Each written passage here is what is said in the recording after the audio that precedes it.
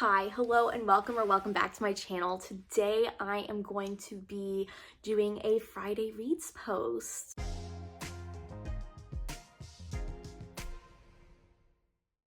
So this week I did not get as much reading done as I have in the whole rest of the month. However, I have done a lot of reading, and what I am reading I feel is much more of substance, if you will. So the first thing is that I did finish a book. I finished Georgie All Along by Kate Claiborne. This is a reread for me. I absolutely loved it. I'm pretty sure I mentioned it in the books that I want to reread. So get into that list finally. But yeah, I absolutely loved it the second time around just as much as I loved it the first. This follows Georgie Mulcahy, I don't know. She was a PA in Los Angeles. Her boss ends up deciding she's going to retire and tells her, you know what, Georgie, this is your chance. Take your moment. Go find yourself.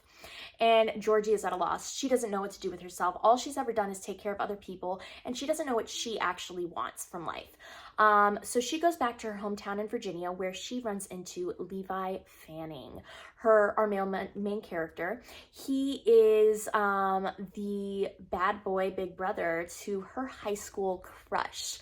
So yeah, lots of history there.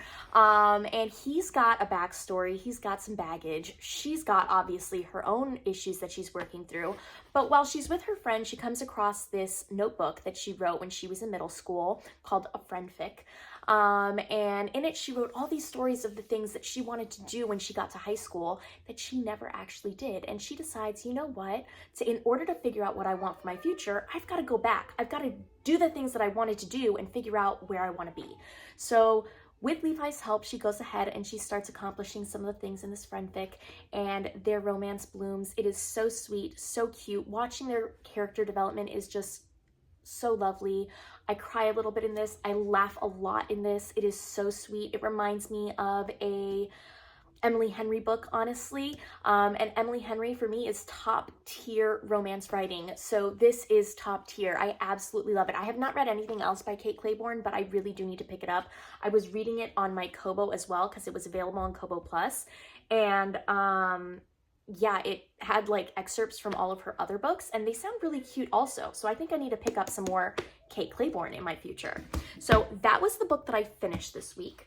This week, I also started a book, Isola by Allegra Goodman. Apparently, she's the author who wrote Sam. I do remember seeing that book everywhere. This was a Reese's Book Club pick for this month. I am trying to stay up to date with those. So January was The 3 Lives of KK. This month is Isola, and I read that much. I didn't read very much. Like I'm breaking it into like 6 days because I think there's 6 parts if I'm not mistaken. Hold on. Yeah, I expect that this will take me about 6 days to read. So I'm at like part 1 of 6. And it is, I honestly don't know too much about what it's going to be about. So, heir to a fortune, Marguerite is destined for a life of prosperity and gentility, but then she is orphaned, and her guardian, an enigmatic and volatile man, spends her inheritance and insists she accompany him on an expedition to New France. Isolated and afraid, Marguerite befriends her guardian's servant, and the two develop an intense attraction. But when the relationship is discovered, they are brutally punished and abandoned on a small island with no hope for rescue.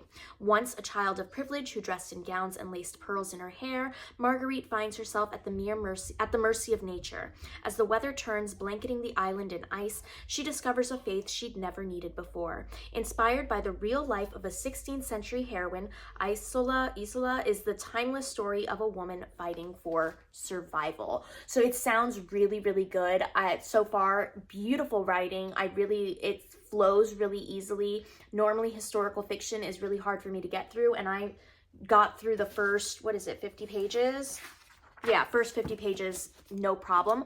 But I did put it down to pick up some book club books. So I'm hoping to get back to this next week and maybe finish it next week. The book club books that I needed to get to was Bunny by Mona Awad. This one is very popular. I'm sure you know about it, but in case you don't, it is basically a dark academia satire. I'm not entirely certain. It's very weird. But it follows our main character, Samantha Mackey, and she is a writer. She's in this writing cohort at this like private liberal arts college, very frou-frou in New England.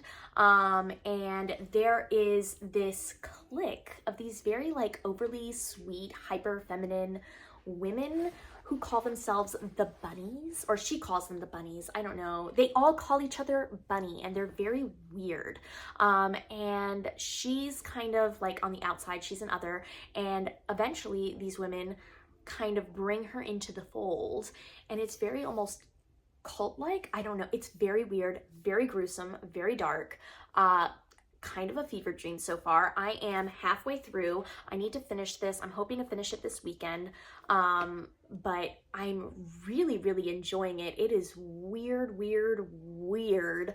And it's hard to understand what's going on, but at the same time, I love it. I don't know if that makes sense, but I'm really enjoying Bunny. I am also reading it on my Kindle, or not my Kindle. What is this? Jesus Christ. It is called a Kobo. It is a Kobo. I'm not using Kindle anymore. Yes. So the other thing that I have been reading on my Kobo is Emily Wilde's Encyclopedia of Fairies. I have the physical book here, but of course I just have too many other books going on right now, so I'm reading it on my Kobo. And I'm only about 25% of the way through. I am enjoying what I'm reading.